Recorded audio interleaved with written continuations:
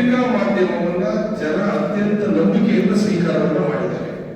ನಾವು ಆ ನಂಬಿಕೆಯನ್ನ ಉಳಿಸ್ಕೊಂಡು ಹೋಗ್ತಕ್ಕಂಥ ಜವಾಬ್ದಾರಿ ನಿಮ್ಮೆಲ್ಲರ ಮೇಲೂ ಕೂಡ ಇದೆ. ತಾವುಗಳು ಈ ದೇಶವನ್ನ ಕಟ್ಟಲಿಕ್ಕೆ, ರಾಜ್ಯವನ್ನ ಕಟ್ಟಲಿಕ್ಕೆ, ಈ ಊರನ್ನ ಕಟ್ಟಲಿಕ್ಕೆ ತಮ್ಮ ಮಾರ್ಗದರ್ಶನ ಸಲಹೆಗಳು ಬಹುಮುಖ್ಯ ಅಂತೇಳಿ ನಾನು ಶಾಸಕರಾಗಿ ಈ ಸಂದರ್ಭದಲ್ಲಿ ಹೇಳಿ ಇಷ್ಟಪಡ್ತೇನೆ.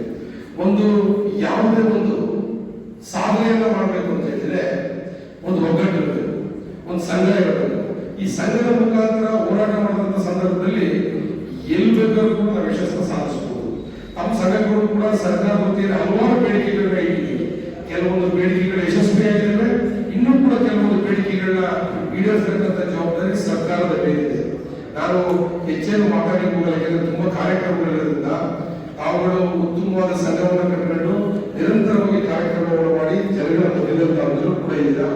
ಮುಂಬರ್ತಕ್ಕಂಥ ದಿನಗಳಲ್ಲಿ ಇನ್ನೂ ಹೆಚ್ಚು ಹೆಚ್ಚು ಸಾರ್ವಜನಿಕ ಉಪಯುಕ್ತವಾಗಿರ್ತಕ್ಕಂಥ ಸಲಹೆಗಳನ್ನ ಸರ್ಕಾರಕ್ಕೆ, ಜನಪ್ರತಿನಿಧಿಗಳಿಗೆ ಕೊಡೋದ್ರ ಮುಖಾಂತರ ಈ ಒಂದು ಊರನ್ನ ಮಾದರಿ ಊರನ್ನಾಗಿ ಮಾಡಲಿಕ್ಕೆ ನನ್ನ ಜೊತೆ ತಾವು ಕೂಡ ಕೈ ಜೋಡಿಸಬೇಕು ಅಂತ ಹೇಳಿ ನಾನಾದ್ರೂ ಕೂಡ ಭಾವಿಸ್ತಾ ತಾವು ಮಾಡಿರ್ತಕ್ಕಂಥ ಕಾರ್ಯಕ್ರಮ ಯಶಸ್ವಿಯಾಗಲಿ ಅಂತ ಹೇಳಿ 2ನೇ ವರ್ಷಕ್ಕೆ ಪದಾರ್ಪಣೆ ಮಾಡಿದ ಮುಂಬರ್ತಕ್ಕಂಥ ದಿನಗಳಲ್ಲಿ ಇನ್ನೂ ಕೂಡ ಉಜ್ವಲ ಭವಿಷ್ಯ ಪತ್ರಿಕಾ ಸಂಖ್ಯೆ ಇರಲಿ ಅಂತೇಳಿ ಭಗವಂತನ ಪ್ರಾರ್ಥನೆಯನ್ನು ಮಾಡಿ ನನಗೆ ತುಂಬಾ ಕಾರ್ಯಕ್ರಮ ಇರೋದ್ರಿಂದ ನನಗೆ ಅನಿವಾರ್ಯ ಬೇಗ